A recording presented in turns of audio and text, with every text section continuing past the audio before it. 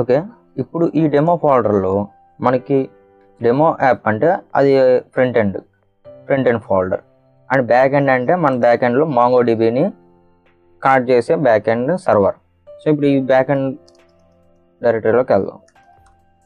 ఇక్కడ మనకు కావాల్సిన డిపెండెన్సీస్ అన్ని npm అనే కమాండ్ యూస్ చేసుకొని ఇన్స్టాల్ చేసుకోవాలి. సో npm స్పేస్ ఐ కానీ ఇన్స్టాల్ కానీ ఏది కొట్టినా కానీ మనకు సేమ్ ఆపరేషన్ జరుగుతుంది. So I space MongoDB packages కానీ దాంట్లో ఉన్న ఆపరేషన్స్ కానీ మనం చేయాలనుకుంటే మనం మాంగూస్ అనే లైబ్రరీని ఇన్స్టాల్ చేసుకోవాలి. సో తర్వాత మనకి ఎక్స్ప్రెస్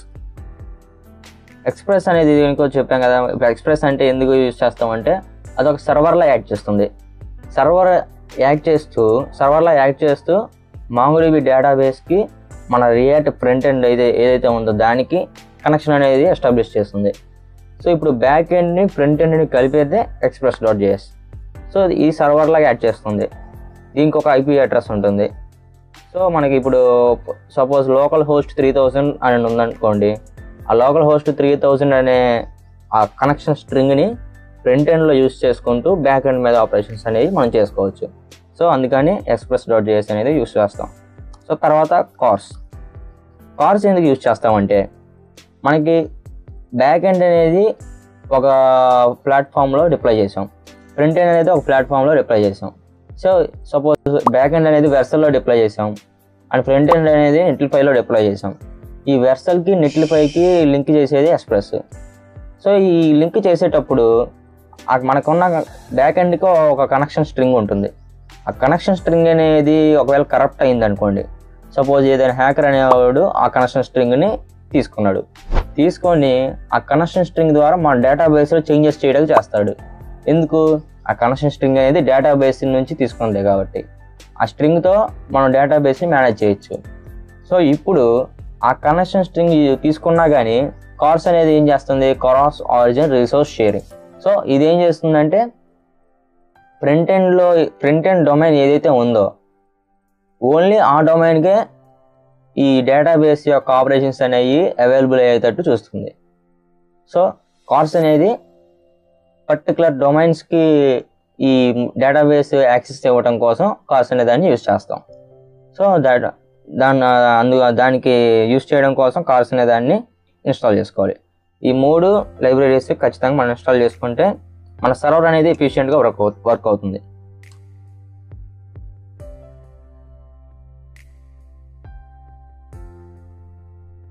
సో ఇంకా ఆ డిపెండెన్సీస్ అన్నీ మనకి ఇక్కడికి డౌన్లోడ్ అయిపోయినాయి, ఇన్స్టాల్ అయిపోయింది. నెక్స్ట్ మనకి npm స్పేస్ ఇన్స్టాల్. సో ఇంకా మనకు కావాల్సిన ప్యాకేజెస్ అన్నీ డౌన్లోడ్ అయిపోయినట్టే. ఇప్పుడు server.jsలో మన కనెక్షన్ని ఎస్టాబ్లిష్ చేద్దాం. దేనికి? మన డేటాబేస్కి, మనకి ఫ్రంట్ ఎండ్కి, మన సర్వర్కి. ఫస్ట్ మాంగోడిబి అట్లాస్ కాబట్టి దాంట్లోకి లాగిన్ అవ్వండి.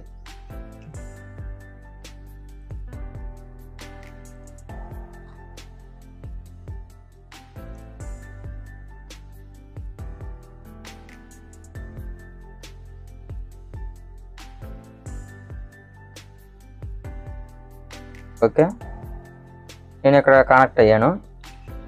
సో ఇప్పుడు క్లస్టర్స్లో మనకి ఏదో ఒక క్లస్టర్ క్రియేట్ అయింది, ఆల్రెడీ క్రియేట్ అయింది. లేకపోతే మీరు సింపుల్గా ఇక్కడ న్యూ ప్రాజెక్ట్ కొట్టి ఒక క్లస్టర్ అనేది క్రియేట్ చేసుకోవచ్చు. ఇప్పుడు నేను క్లస్టర్ 0 ఉంది, దానికి కనెక్ట్ అని కొట్టాను.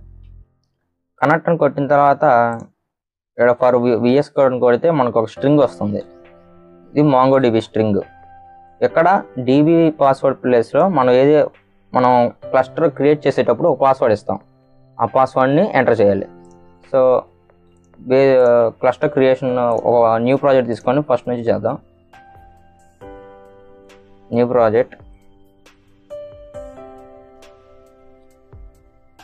నెక్స్ట్ కొట్టేయండి.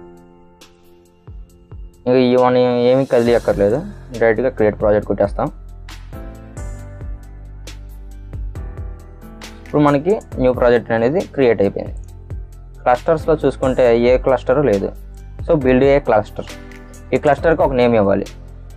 ఇప్పుడు చూసారు కదా, ఇప్పుడు మన క్లస్టర్ని డిప్లాయ్ చేయాలంటే 3 ways ఉన్నాయి: M10, ఫ్లెక్స్, ఫ్రీ. సో M10లో ఏంటంటే 10 GB స్టోరేజ్ ఉంటుంది. ఇది మనకి $0.08 పడుతుంది గంటకి. సో ఇలా స్టోరేజ్ని బట్టి మనకి వాళ్ళు ప్రొవైడ్ చేస్తారు సర్వీస్ అనేది. ఫ్రీగా అయితే 512 MB వస్తుంది. మనం ప్రస్తుతానికి ప్రాక్టీస్ పర్పస్ కాబట్టి ఫ్రీగా తీసుకోవచ్చు. సో కావాలంటే మనకు నేమ్ క్లస్టర్ నేమ్ కూడా మార్చుకోవచ్చు. ఇంకా వీటి నేమ్ కదిలికుండా డైరెక్ట్గా క్రియేట్ డిప్లాయ్మెంట్. ఇప్పుడు మనకి క్లస్టర్ క్రియేట్ అయిపోయింది. ఇక్కడ మన యూజర్ నేమ్ అనేది అదే ఇచ్చింది, కావాలంటే మనం చేంజ్ చేసుకోవచ్చు. ఇక్కడ పాస్వర్డ్ సేమ్ ఇదే పెట్టుకోవాలి. ఒక పాస్వర్డ్ ఇస్తాడు ర్యాండమ్గా, అదైనా తీసుకోవచ్చు, లేకపోతే మనకి ఇష్టం వచ్చిన పాస్వర్డ్ అయినా పెట్టుకోవచ్చు. సో ఏదో ఒక పాస్వర్డ్ పెట్టుకోండి.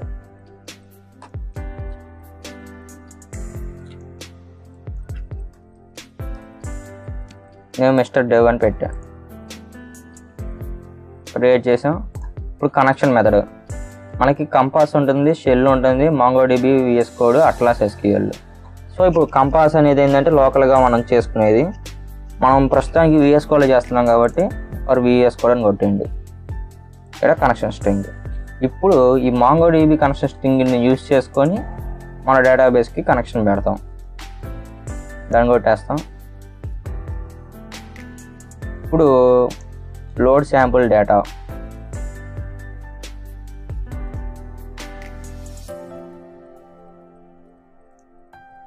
క్లస్టర్ అనేది క్రియేట్ అయిపోయింది. కలెక్షన్స్లోకి వెళ్తే మనకి ఏమైనా కలెక్షన్స్ ఉన్నాయో లేదో చూసుకోవచ్చు.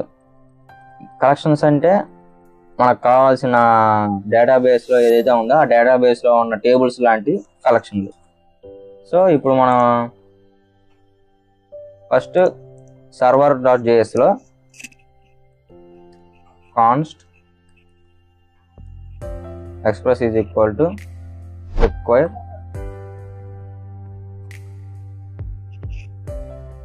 express,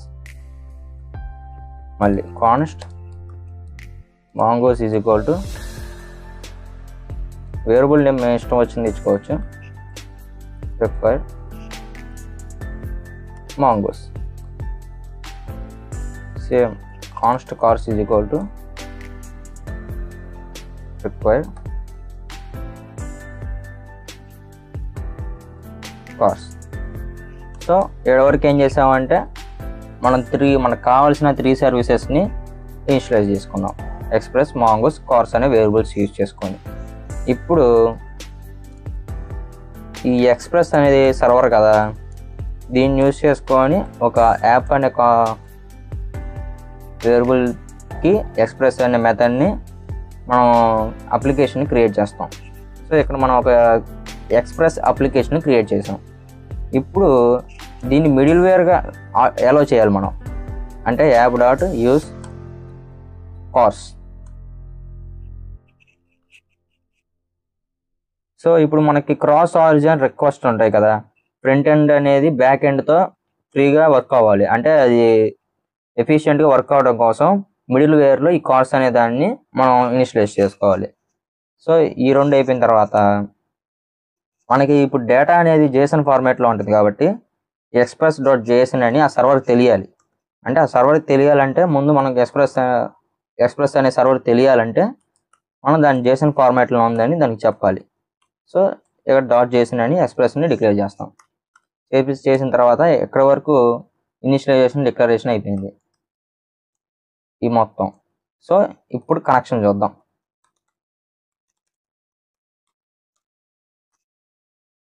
సో MongoDB కనెక్షన్ ఎలా ఉంటుంది, కనెక్ట్. ఇందాక ఏదైతే ఇప్పుడు మాంగోస్ అంటే ఇక్కడ ఉన్న వేరియబుల్, ఇప్పుడు దాన్ని కనెక్ట్ చేయాలి.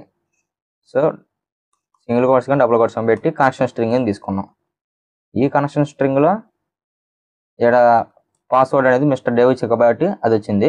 మీరు మారిస్తే అది మార్చుకోండి.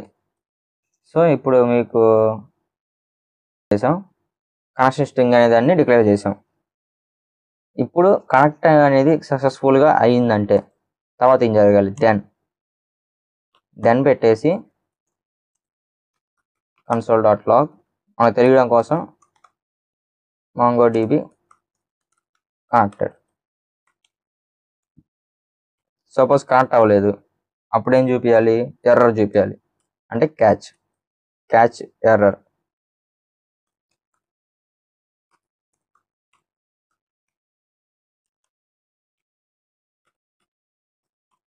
సో ఇది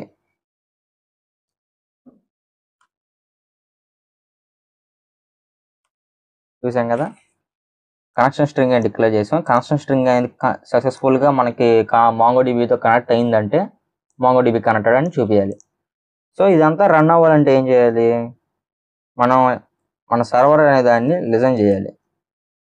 అంటే మన సర్వర్ని స్టార్ట్ చేయాలి. స్టార్ట్ చేయాలంటే ఏదో ఒక పోర్ట్ నెంబర్ అనేది ఇవ్వాలి. సో నేను 5000 అనే పోర్ట్ నెంబర్ ఇచ్చాను. సక్సెస్ఫుల్గా కనెక్ట్ సర్వర్ అనేది స్టార్ట్ అయిందంటే ఒక message console.log server running on 5000 port.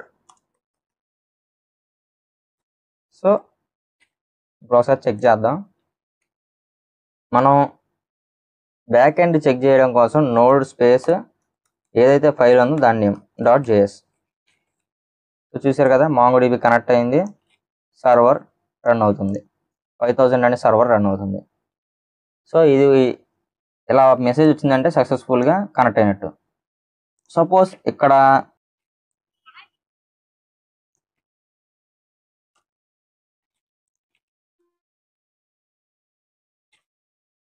Connection string అనేది తప్పు ఇచ్చాను,